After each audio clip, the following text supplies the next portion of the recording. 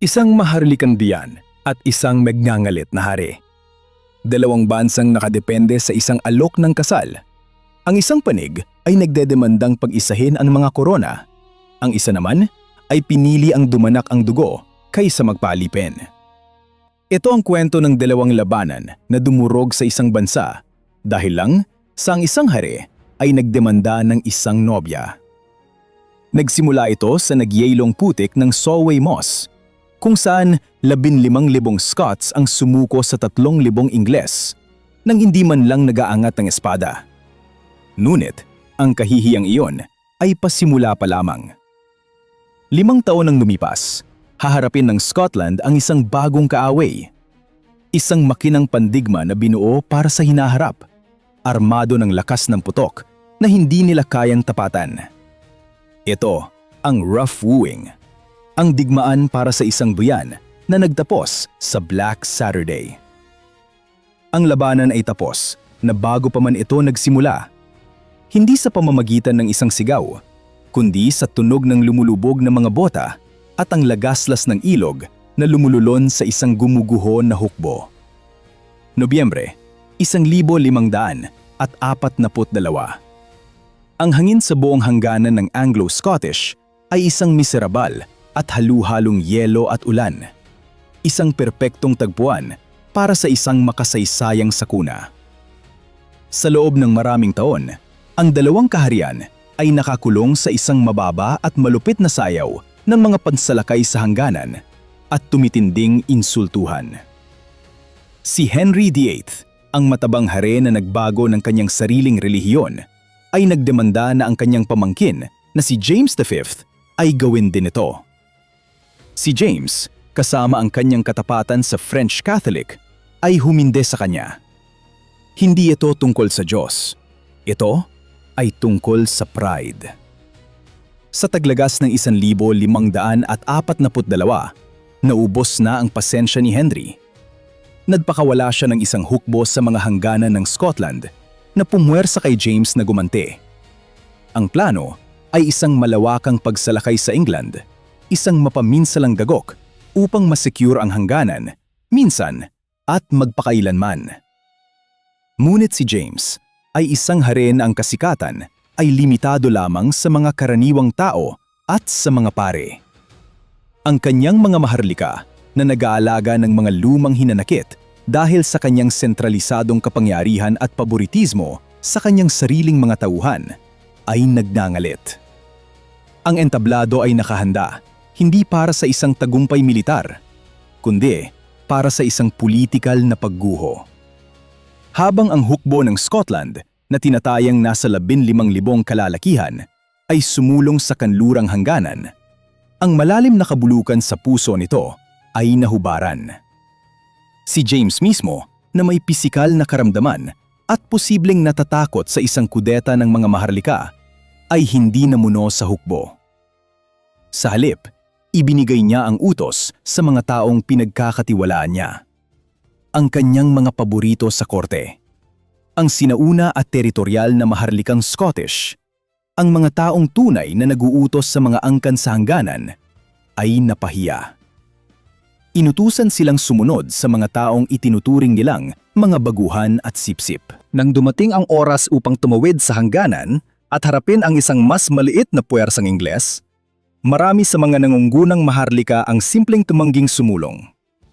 Iginigiit ang kanilang tungkuling feudal na sumunod lamang sa hari ng personal. Ang resulta ay hindi maituturing na labanan, kundi isang psikolohikal na pagguho. Noong ika-24 ng Nobyembre, malapit sa isang maputik at maalon na wawa na kilala bilang Solway Moss, ang puwersa ng Scotland ay nahulog sa kaguluhan. Ang mga tropa, litong-lito at walang pinuno, ay nagsimulang umatras patungo sa Ilog Esk. Ito ay hindi isang disiplinadong pag-atras. Ito ay isang nalilito at takot na kumpol ng mga tao na dumadaloy patungo sa mga latian. Ang kanilang mga pormasyon ay nalusaw dahil sa kawalan ng tiwala sa isa't isa ng kanilang mga kumander. Habang sila ay nagsisiksikan patungo sa ilog, isang maliit na puwersang Ingles na may marahil 3,000 kalalakihan na napagtanto ang matinding kalituhan ng kanilang kaaway, ay sinamantala ang pagkakataon. Hindi na nila kailangang lumaban. Kailangan lang nilang manulak. Ang putik ng Solway Moss ay naging isang lumululong libingan. Daan-daang Scots ang nalunod sa tumataas na tubig o nabihag habang nagpupumiglas sa makapal na latian. Ang pagsuko ay isang pambansang kahihiyan. Libu-libong sundalong Scottish at 12-12 ng mga kilalang maharlika, kabilang ang 2 earl, ang nabihag ng isang napakaliit na hukbong Ingles, madalas na sumusuko sa mga taong armado lamang ng espada at instinto ng isang tagahangganan. Ang lantad at matinding kahihiyan ng pagkatalo, isang dakilang hukbo na winasak ng sarili nitong politika at ilang Ingles na mga ngabayo, ay ganap. Ngunit ang trahedya ng hari ay malapit ng sapawan, ang trahedya ng larangan ng digmaan. Mabilis na kumalat ang balita ng pagkatalo na umabot kay James V habang siya ay nakahiga at may sakit sa Falkland Palace. Ang gulat at kahihiyan ay napakabigat. Ang kanyang dakilang disenyo na salakay ng England ay naging isang politikal na katatawanan dahil sa kanyang sariling mga Panginoon. Siya ay nahulog sa isang malalim at nakauubos na kawalan ng pag-asa na naiulat na nagsalita lamang ng ilang mga salita sa kanyang mga huling araw. Noong 14 ng Disyembre, 1542, namatay ang hari ng mga Scots, sawi at talunan. Nag-iwan siya ng isang kaharian na paralisado ng pagkatalo at, kritikal dito, isang tagapagmana na 6 na araw pa lamang ang tanda, isang babae. Ang kanyang huli at tanyag na malungkot na mga salita ay sumapul sa trahedya ng sandali. Dumating ito kasama ng isang babae, mawawala ito kasama ng isang babae. Habang ang sanggol na si Mary, reyna ng mga Scots, ay nagpapahinga sa kanyang duyan, ang tronong Scottish ay nasa pinakamahina nitong kalagayan at 200 milya sa timog. Ang leon ng England ay nakaamoy ng dugo. Isang korona na nakatimbangan sa ulo ng isang bata. Ang tronong Scottish ay nasa pinakamahina nitong kalagayan at 200 milya sa timog. Ang leon ng England ay nakaamoy ng dugo. Hindi gusto ni Henry VIII ng labanan. Gusto niya ng isang nobya. Ang sakuna sa Solway Moss ay lumikha ng isang politikal na puwang na determinadong punan ni Henry VIII. Ang batang Reyna Mary ang ngayon ay ang pinakahuling premyo at ang kanyang kasal ang magtatakda ng kinabukasan ng Great Britain. Ang layunin ni Henry ay simple, malupit at makasaysayang ambisyoso. Gusto niyang pakasalan ni Mary ang kanyang sariling 9 na taong gulang na anak, si Prinsipe Edward, upang pagisahin ang mga korona ng England at Scotland sa ilalim ng isang protestanteng dinastiya. Ito ang panliligaw. Ito ay isang geopolitikal na maniobra na dinesenyo upang manalo sa pamamagitan ng kasal, kung saan nabigo ang kanyang mga hukbo na manalo sa pamamagitan ng pananakop. Upang isulong ang kanyang agenda, pinalaya ni Henry ang mataas na ranggong mga maharlikang Scottish na nabihag sa Solway Moss at pinabalik sila sa Edinburgh na puno ng Ingles na ginto at mga pangako.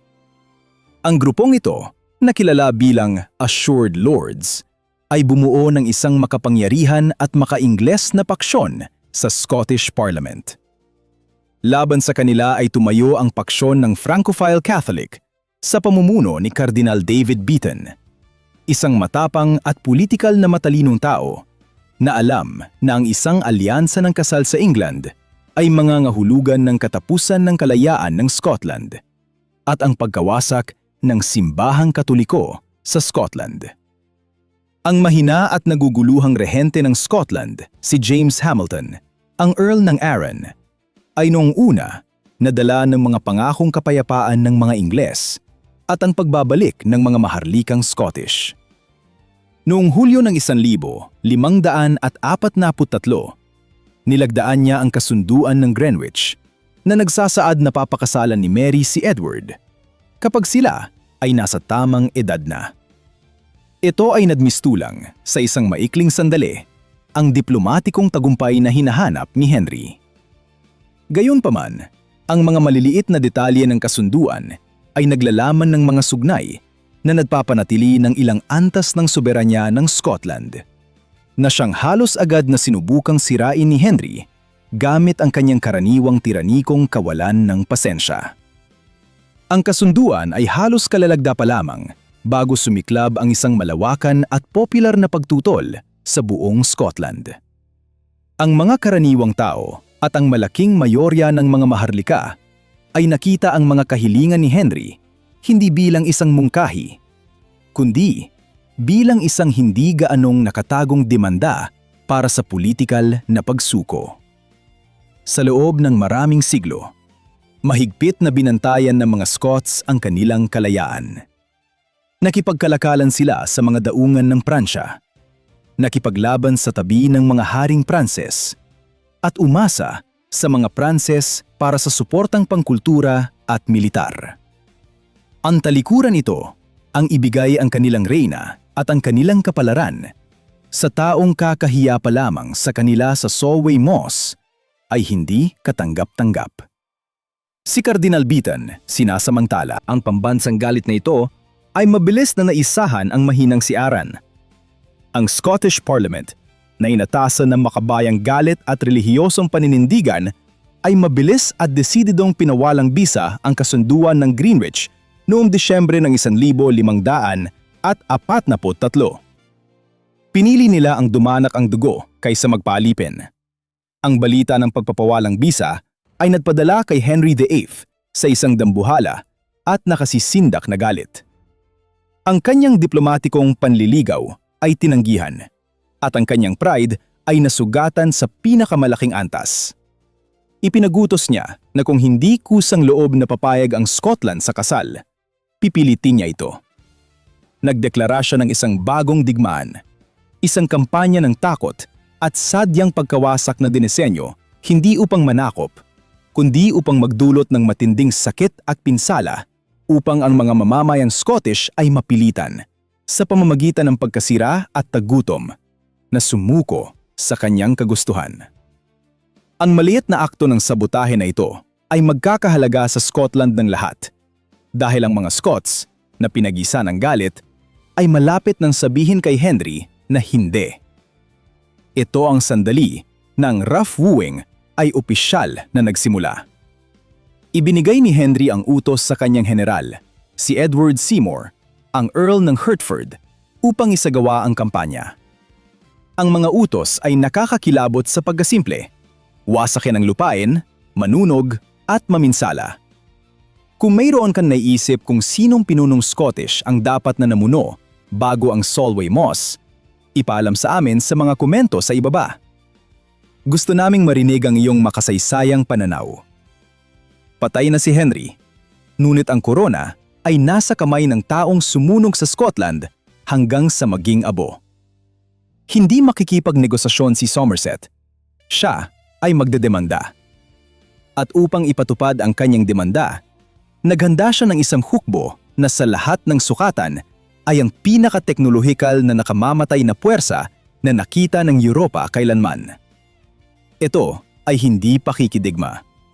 Ito ay terorismo sa pamamagitan ng dekreto. Ang mga bandilang Ingles ay hindi nagdala ng mga tuntunin ng pagsuko, nagdala sila ng nag-iisang utos: manunog. Mula sa 4th hanggang sa mga hangganan, matututunan na ng Scotland ang kahulugan ng rough wooing.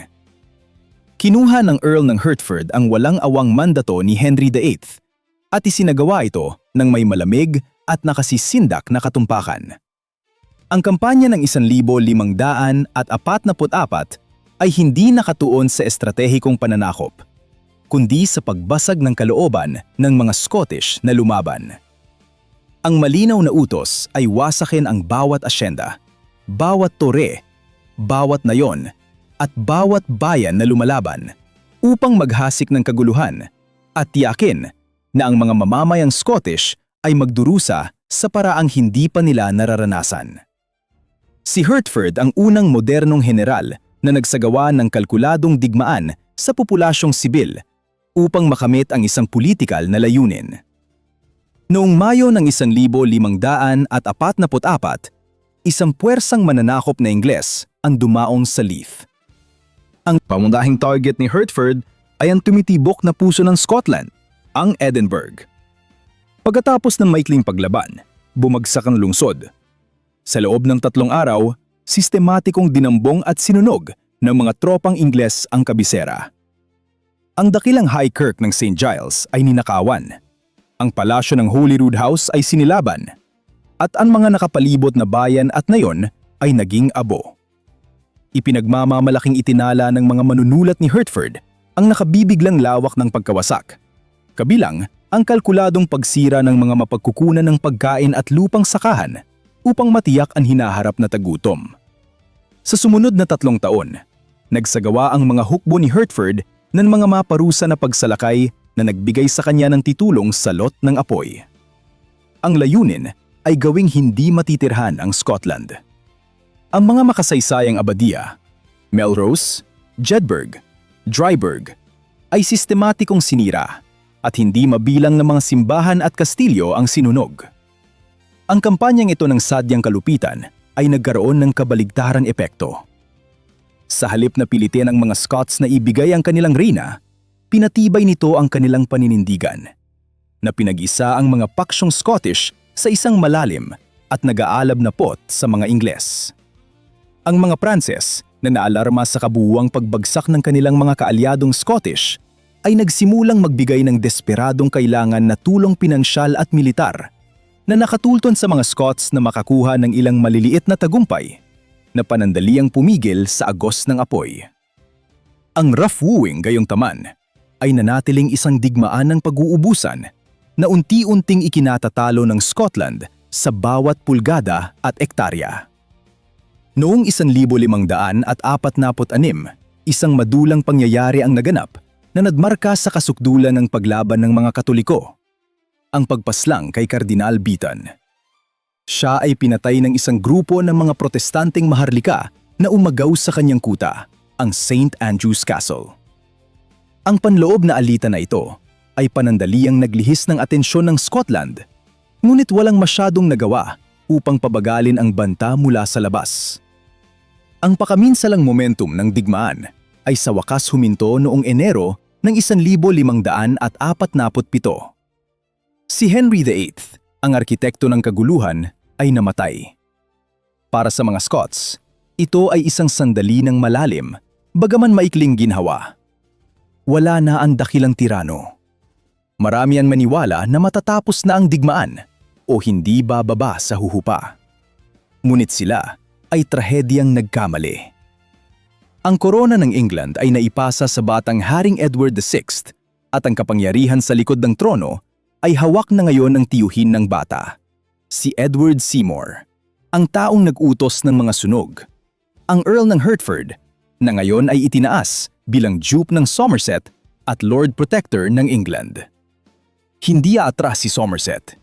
Idedemanda niya ang kabuuang tagumpay. Nakita niya kung ano ang kayang gawin ng apoy. Ngayon ay handa na siyang ipakita sa Scotland kung ano ang kayang gawin ng pulbura at bakal. Upang makamit ito, naghanda siya ng isang hukbo na, sa lahat ng sukatan, ay ang pinaka-teknolohikal na nakamamatay na puwersa na nakita ng Europa kailanman. Ang protector na si Somerset ay isang taong may malamig at kalkuladong ambisyon. Hindi tulad ni Henry VIII na maaring madala ng kapritsyo at galit, si Somerset ay may malinaw at propesyonal na layuning militar. Tapusin ang rough wooing sa pamamagitan ng isang mapaminsala at mapagpasyang dagok. Naintindihan niya na ang isang matagal na digmaan ng pananakop ay masyadong mahal at masyadong mahirap. Kailangan niya ng isang tagumpay na ganap upang mapilitan ang Scottish Parliament na pumunta sa mesa ng negosasyon ng permanente. Noong tag-araw ng 1547, tinipon ni Somerset ang kanyang engrandeng hukbo. Ito ay isang puwersa na may humigit kumulang 18,000 kalalakihan, kakilakilabot sa laki nito, ngunit tunay na revolusyonaryo sa komposisyon nito. Ito ay hindi isang medieval na hukbo. Ito ay isang makinaryang pangmilitar na binuo para sa hinaharap. Nagdala siya ng mga profesional na mersenaryong Aleman at Italyano na bihasa sa pakikidigmang gamit ang pike, isang malaking pangkat ng mahusay na sinanay na mabibigat na kabalyerya, at, higit sa lahat, isang nakabibiglang bilang ng mga hagbaters, infanterya na armado ng bago at malakas na sandatang pulbura, ang arkebus. Ang hukbong ito ay may lakas ng putok at kakayahang manyobra na wala ang katapat nitong Scottish. Ang hukbong Scottish sa pamumuno ni Regent Arran ay tinipon upang harapin ang bantang ito. Ito ay isang malaking hukbo na may bilang na marahil ay 30,000 kalalakihan, na higit na malaki kaysa sa mga Ingles sa purong lakas tao. Ang bulto ng puwersang ito ay binubuo ng mga Scottish levies, mababangis at determinado, ngunit kulang sa disiplina at higit na kulang sa kagamitan para sa modernong pakikidigma. Ang kanilang sentral na diskarte ay umasa sa sinaunang pambansang pormasyon, ang Shiltron, isang malaki at siksik na blok ng mga pikemen, isang taktika na nagpanalo sa kanila sa Bannockburn ilang siglo na ang nakararaan. Laban sa mga espada at pana, ang Shiltron ay isang kuta. Laban sa pulbura, ito ay isang malaki at hindi gumagalaw na target. Sa unang bahagi ng Setyembre, ang dalawang hukbo ay nagharap malapit sa Firth of Forth.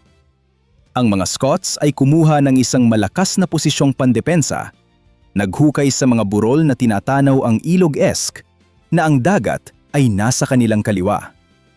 Tiwala sila sa kanilang bilang at sa kanilang mataas na pwesto. Gayunpaman, sa isang nakamamatay at hindi maipaliwanag na estratehikong pagkakamali, iniutos ni Regent Arran na bumaba ang kanyang buong malaking hukbo mula sa kaligtasan ng mga burol at tumawid sa Esk. Inililipat ang kanilang posisyon sa lupa na mas malapit sa dagat. Ang hakbang ay malamang na inilaan upang pigilan ang mga Ingles na umikot sa kanilang gilid. Ngunit nagawa nito ang kabaligtaran. Sa paglipat ng kanyang hukbo sa bukas na lugar at mas malapit sa tubig, inilantad ni Arran ang kanyang gilid sa isang kaaway na halos hindi niya itinuring na banta, ang armada ng Ingles. Ang gabi bago ang labanan ay puno ng tensyon. Ang mga Scots na nakaposisyon sa kapatagan ay kumbinsido na ang kanilang higit na bilang ay dudurog sa mga mananakop. Handa na sila para sa isang labanan ng mga pik at bakal. Ang pagbabahagi ng kasaysayang ito ay nakatutulong na panatilihing buhay ang mga hindi kapanipaniwalang kwentong ito.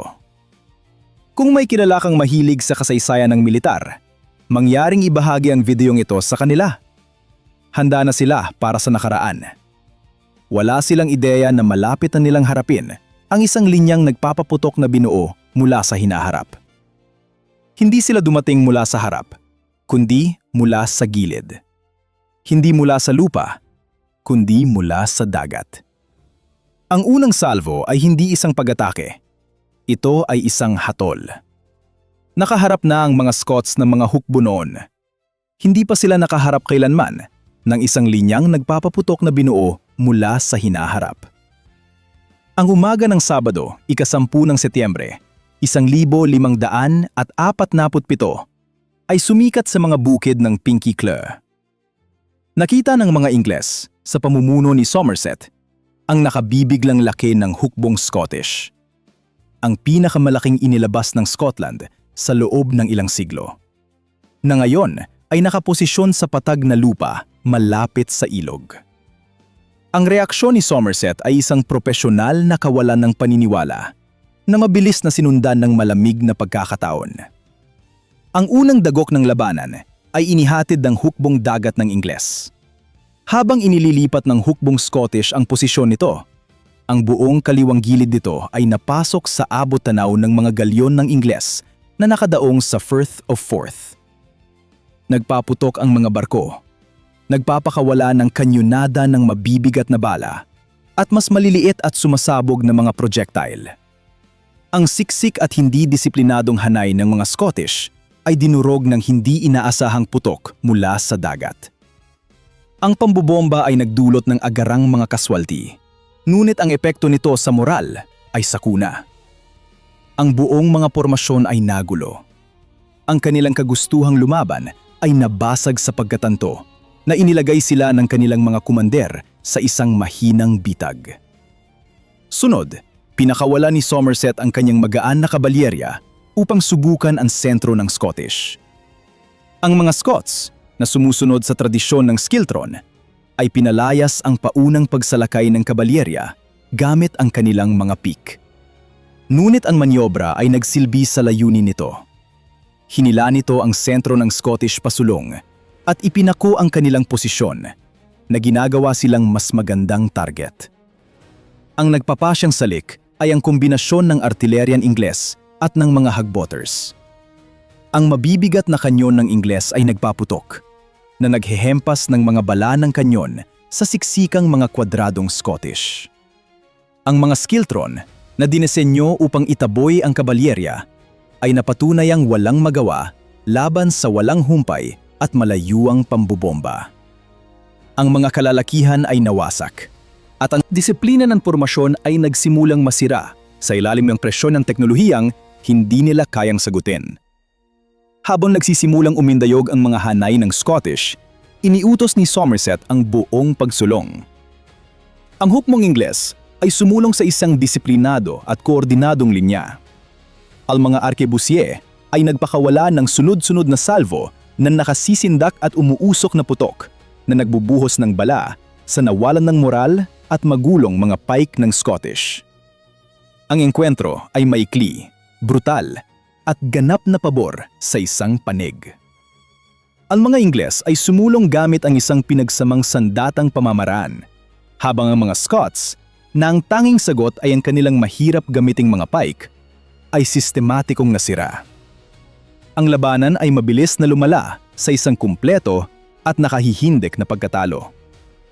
Ang infanterya ng Scottish ay itinapon ang kanilang mga armas at tumakas ng maramihan hindi patungo sa kanilang likuran, kundi patungo sa bukas na lupain. Sinusubukang takasan ang nakamamatay na putok.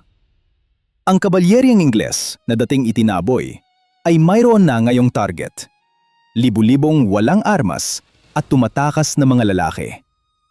Ang pagtugis ay isang masaker. Sinagasaan ng mga mangangabayong Ingles ang mga takot na Scots sa loob ng ilang milya. Ang kanilang mga utos ay simple. Huwag magpakita ng awa. Ang ilog Esk ay naiulat na umagos na pula dahil sa dugo.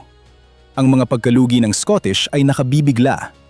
Marahil 6,000 Scots ang namatay sa labanan at sa kasunod na pagpatay, kumpara sa ilang daang kaswalti ng Ingles.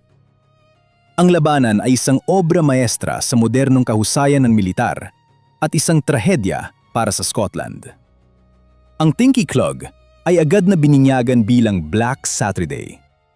Ang labanan ay sumira sa pangunahing hukbong Scottish at kapasidad militar para sa isang henerasyon. Bagaman ang layuning diplomatiko ay hindi kailanman nakamit, si Mary, reyna ng mga Scots, ay mabilis na ipinuslit patungo sa Pransya at ipinagkasundo sa Dauphin na tinitiyak ang pagpapatuloy ng alyansang Pranses. Ang dalawang labanan ng Solway Moss at Tinkie Clog ay iniwan ang Scotland na lumpo. Ang Rough Wooing ay isang tagumpay militar para sa England na nagkakahalaga sa Scotland ng libu-libong buhay at naglulubog sa kaharian sa mga dekada ng kahinaan at alitan. Ang bigmaan para sa isang duyan ay natalo, ngunit ang kalayaan ng Scotland ay nabili sa isang kakilakilabot at madugong halaga. Kung nais mong makakita ng higit pang mga kwento tungkol sa mga hindi kapanipaniwalang labanan na humubog sa ating mundo, siguraduhing i-like ang videong ito at mag-subscribe sa aming channel at ipaalam sa amin sa mga komento kung anong bahagi ng kasaysayan ang sa tingin mo ay nararapat na isalaysay sa susunod.